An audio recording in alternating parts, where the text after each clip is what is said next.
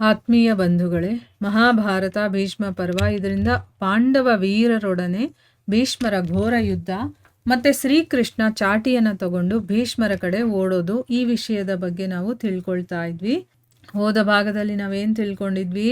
ದ್ರೋಣಾಚಾರ್ಯರು ಮತ್ತು ಅರ್ಜುನನ ನಡುವೆ ಯುದ್ಧ ನಡೆಯುತ್ತೆ. ಬಾಣಗಳ ಮಳೆಯನ್ನು ಸುರಿಸಿ ಅರ್ಜುನ ಏನು ಮಾಡ್ತಾನೆ? ವಾಯವ್ಯಾಸ್ತ್ರವನ್ನು ಬಿಡ್ತಾನೆ. ಅದು ಆಕಾಶದಲ್ಲೆಲ್ಲ ಗದ್ದಲವನ್ನು ಉಂಟು ಮಾಡ್ತಾ ಒಂದು ಪ್ರಚಂಡ ಗಾಳಿ ಪ್ರಕಟವಾಗುತ್ತೆ. ಅದರಿಂದ ಏನಾಯಿತು? ವೃಕ್ಷಗಳ ಬೇರು ಸಮೇತ ಕಿತ್ತು ಬೀಳ್ತಾ ಇರುತ್ತೆ. ಬಹಳಷ್ಟು ವೀರರೆಲ್ಲ ನೆಲದ ಮೇಲೆ ಬೀಳ್ತಾರೆ, ಸಾಯ್ತಾ ಇರ್ತಾರೆ. ಆಗ ದ್ರೋಣಾಚಾರ್ಯರು ಏನು ಮಾಡ್ತಾರೆ? ಶೈಲಾಸ್ತ್ರವನ್ನು ಬಿಟ್ಟು ಆ ವಾಯುವನ್ನು ನಿಲ್ಲಿಸ್ತಾರೆ. ಈ ರೀತಿ ಅರ್ಜುನ ತನ್ನ ಪರಾಕ್ರಮದಿಂದ ತ್ರಿಗರ್ತ ರತಿಗಳ ಉತ್ಸಾಹವನ್ನು ಕಡಿಮೆ ಮಾಡಿ ಅವರನ್ನೆಲ್ಲ ಆ ಯುದ್ಧ ಮೈದಾನದಿಂದ ಎಲ್ಲ ಓಡಿಸ್ತಾನೆ.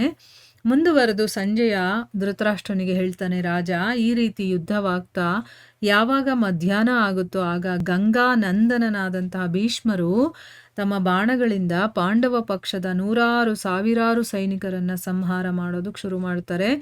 ಆಗ ದೃಷ್ಟದ್ಯುಮ್ನ, ಶಿಖಂಡಿ, ವಿರಾಟ ಮತ್ತು ದೃಪದ ಭೀಷ್ಮರ ಮುಂದೆ ಬಂದು ಅವರ ಮೇಲೆ ಬಾಣಗಳ ಮಳೆಯನ್ನು ಸುರಿಸೋದಕ್ಕೆ ಶುರು ಮಾಡ್ತಾರೆ.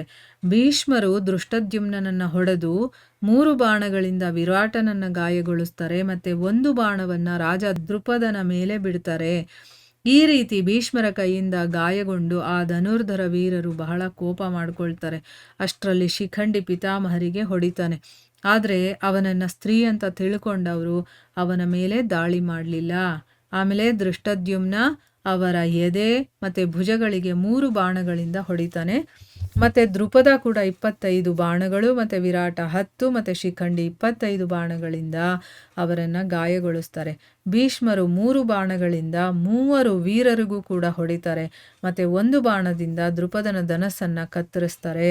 ಅವನ ತಕ್ಷಣ ಏನು ಮಾಡ್ದ? ಬೇರೆ ಧನಸ್ಸನ್ನು ತಗೊಂಡು 5 ಬಾಣಗಳಿಂದ ಭೀಷ್ಮರಿಗೆ ಮತ್ತು 3 ಬಾಣಗಳಿಂದ ಅವರ ಸಾರಥಿಗೆ ಹೊಡಿತಾನೆ. ಈಗ ದೃಪದನ ರಕ್ಷಣೆ ಮಾಡೋದಕ್ಕೆ ಭೀಮಸೇನ, ದ್ರೌಪದಿ 5 ಜನ ಮಕ್ಕಳು, ಕೇಕೆಯ ದೇಶದ 5 ಜನ ಸಹೋದರರು ಮತ್ತು ಸಾತ್ಯಕಿ, ರಾಜ ಯುಧಿಷ್ಠಿರ ಮತ್ತು ದೃಷ್ಟದ್ಯುಮ್ನ ಭೀಷ್ಮರ ಕಡೆ ಓಡ್ ಹೋಗ್ತಾರೆ. ಇದೇ ರೀತಿ ನಿಮ್ಮ ಕಡೆಯ ಎಲ್ಲ ವೀರರು ಕೂಡ ಭೀಷ್ಮರ ರಕ್ಷಣೆಗೋಸ್ಕರ ಪಾಂಡವರ ಸೈನ್ಯದ ಮೇಲೆ ಎರಗುತ್ತಾರೆ, ಅಂದರೆ ಅವ್ರ ಮೇಲೆ ದಾಳಿ ಮಾಡ್ತಾರೆ. ಈಗ ನಿಮ್ಮ ಮತ್ತು ಪಾಂಡವರ ಸೈನಿಕರಲ್ಲಿ ಬಹಳ ದೊಡ್ಡ ಯುದ್ಧ ನಡೆಯೋದಕ್ಕೆ ಶುರುವಾಗುತ್ತೆ. ರತಿಗಳ ಜೊತೆ ಹೊಡೆದಾಡ್ತಾರೆ. ಪದಾದಿಗಳು, ಗಜಾರೋಹಿಗಳು ಮತ್ತು ಅಶ್ವರೋಹಿಗಳು ಕೂಡ ಅವರು ತಮ್ಮಲ್ಲೇ ಒಬ್ಬರು ಇನ್ನೊಬ್ಬರನ್ನ ಯಮರಾಜನ ಹತ್ರಕ್ಕೆ ಕಳಿಸೋದಕ್ಕೆ ಶುರು ಮಾಡ್ತಾರೆ. ಅಂದರೆ ಎಲ್ಲರೂ ಒಬ್ಬರನ್ನೊಬ್ಬರು ಕೊಲ್ತಾ ಇದ್ದಾರೆ ಅಂತ ಅರ್ಥ. ಇನ್ನೊಂದು ಕಡೆ ಏನಾಯಿತು? ಅರ್ಜುನ ತನ್ನ ಬಾಣಗಳಿಂದ ಸುಶರ್ಮನ ಜೊತೆಗಾರರಾದ ರಾಜರನ್ನ ಯಮರಾಜನ ಮನೆಗೆ ಕಳಿಸ್ತಾನೆ. ಆಗ ಸುಶರ್ಮ ಕೂಡ ತನ್ನ ಬಾಣಗಳಿಂದ ಅರ್ಜುನನನ್ನು ಗಾಯಗೊಳಿಸೋದಕ್ಕೆ ಶುರು ಮಾಡ್ತಾನೆ. ಅವನು 70 ಬಾಣಗಳಿಂದ ಶ್ರೀಕೃಷ್ಣನಿಗೆ ಮತ್ತು 9ರಿಂದ ಅರ್ಜುನನ ಮೇಲೆ ದಾಳಿ ಮಾಡ್ತಾನೆ. ಆದರೆ ಅರ್ಜುನ ಅವುಗಳನ್ನು ತನ್ನ ಬಾಣಗಳಿಂದ ತಡೆದು ಸುಶರ್ಮನ ವೀರರಿರ್ತಾರಲ್ಲ, ತುಂಬ ಜನ ವೀರರನ್ನೆಲ್ಲ ಕೊಂದು ಬಿಡ್ತಾನೆ. ಈ ರೀತಿ ಕಲ್ಪಾಂತಕಾರಿ ಕಾಲನ ಹಾಗೆ, ಅಂದರೆ ಒಂದು ಯುಗ ಮುಗಿತಾ ಬಂದಾಗ ಅದು ಅಂತ್ಯ ಆಗಬೇಕಾದ್ರೆ ಕಾಲ ಹೇಗೆ ಎಲ್ಲವನ್ನ ಕಬಳಿಸ್ತಾ ಹೋಗುತ್ತೆ, ಭಯ ಪಡಿಸುತ್ತೋ ಆ ರೀತಿ ಅರ್ಜುನ ಹೊಡಿತಾ ಇರ್ತಾನಲ್ಲ, ಆ ಹೊಡೆತದಿಂದ ಭಯಭೀತರಾಗಿ ಆ ಮಹಾರಥಿಗಳು ಮೈದಾನವನ್ನೇ ಬಿಟ್ಟು ಓಡೋದಕ್ಕೆ ಶುರು ಮಾಡ್ತಾರೆ. ಅವರಲ್ಲಿ ಕೆಲವರು ಕುದುರೆಗಳನ್ನು, ಕೆಲವರು ರಥಗಳನ್ನು, ಕೆಲವರು ಆನೆಗಳನ್ನು ಬಿಟ್ಟು ಸಿಕ್ಕಿದ ಕಡೆ ಓಡ್ ಹೋಗೋದಕ್ಕೆ ಶುರು ಮಾಡ್ತಾರೆ.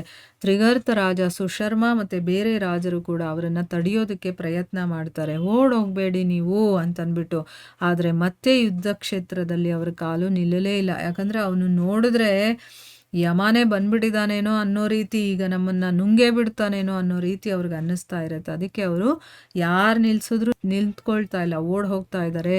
ಸೈನ್ಯ ಈ ರೀತಿ ಓಡ್ತಾ ಇರೋದನ್ನ ನೋಡಿ ನಿಮ್ಮ ಮಗ ದುರ್ಯೋಧನ ತ್ರಿಗರ್ತ ರಾಜನ ರಕ್ಷಣೆಗೋಸ್ಕರ ಇಡೀ ಸೈನ್ಯದ ಸಹಿತ ಭೀಷ್ಮರನ್ನ ಮುಂದಿಟ್ಕೊಂಡು ಅರ್ಜುನನ ಕಡೆಗೆ ಹೋಗ್ತಾನೆ.